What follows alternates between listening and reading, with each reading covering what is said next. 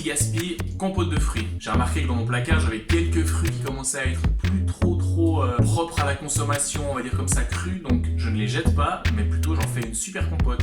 Donc voilà mes fruits, ils sont plus très beaux. Là vous allez voir cette pomme, j'ai pas envie de croquer dedans, mais il y a encore une bonne partie qui est mangeable. Voilà. Donc pour utiliser ces fruits, je vais les peler avec un éplucheur et puis les préparer avec un petit couteau. Je mettrai tout dans un bol, ok? Alors c'est parti.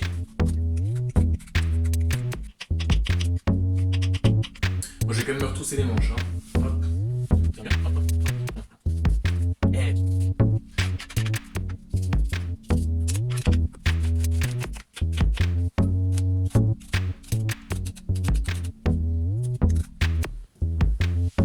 Et voilà. Alors maintenant on va juste faire un petit coup de nettoyage.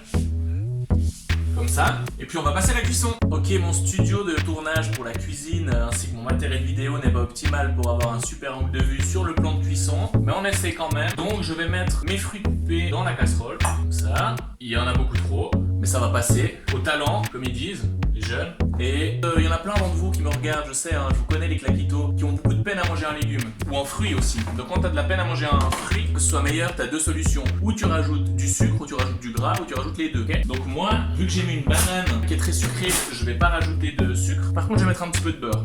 Ça peut pas faire de mal en fait, c'est juste un petit peu de goût. Voilà, donc je mets un petit peu comme ça. Et là, je vais laisser tranquillement monter en température. Puis pour être sûr que le fond de la casserole ne brûle pas, je mets un petit peu d'eau là comme ça.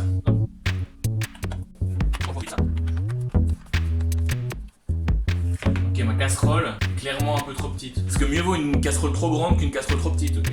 Voilà. L'avantage avec la compote, c'est que ce sera jamais trop cuit, t'sais. Des fois, tu peux faire des pâtes trop cuites, tu peux faire du riz trop cuit, faire de la viande trop cuite, mais la compote pourrait brûler s'il y a plus d'eau, mais tu pourrais pas jamais dire les fruits sont trop cuits. Le but c'est que les fruits soient cuits, il faut qu'ils sont cuits. Ils restent cuits, ils vont pas être trop cuits a priori. Oh là là! Oh là, ça y va fort là. Alors on voit que c'est plein de liquide, j'aurais peut-être pas dû mettre autant d'eau. Je vais laisser mijoter sans le couvercle, comme ça l'eau s'évapore un petit peu, ok? Alors là on peut gentiment goûter, et puis si on veut rajouter du sucre, ce que je vais pas faire personnellement, ça pourrait être le moment de le faire. On pourrait rajouter de la cannelle aussi, ou moi vu que j'ai mis une banane, eh bien j'ai pas de gousse de vanille, mais je pense qu'un petit peu de vanille avec, ça irait hyper bien. Mes fruits sont cuits, du coup je vais les presser au presse-purée pour que ça fasse un peu le compote.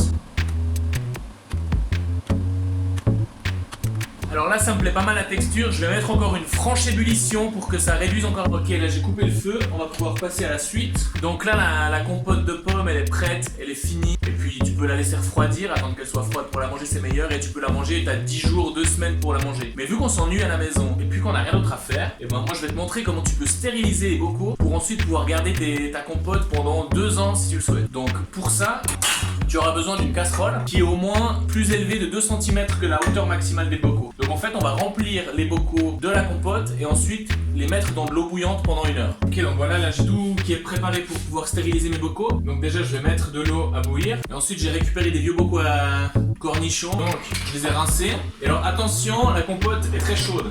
Oh, vous n'avez pas besoin de faire attention, c'est moi qui me brûle hein, mais je vais faire attention parce que la compote est très chaude.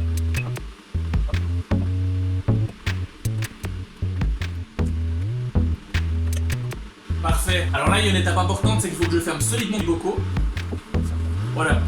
Je les ferme bien. Ok, là, ce bocal, je me rends compte qu'il ferme pas du tout assez bien. Donc celui-là, je le laisse refroidir. Et puis je le mangerai. Pareil.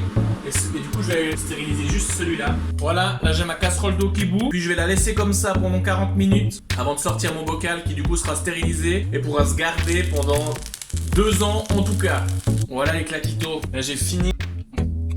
Voilà. Et là, en le laissant refroidir, le couvercle, il devrait s'incurver comme ça, signe qu'il y a un bon vide d'air qui a été fait.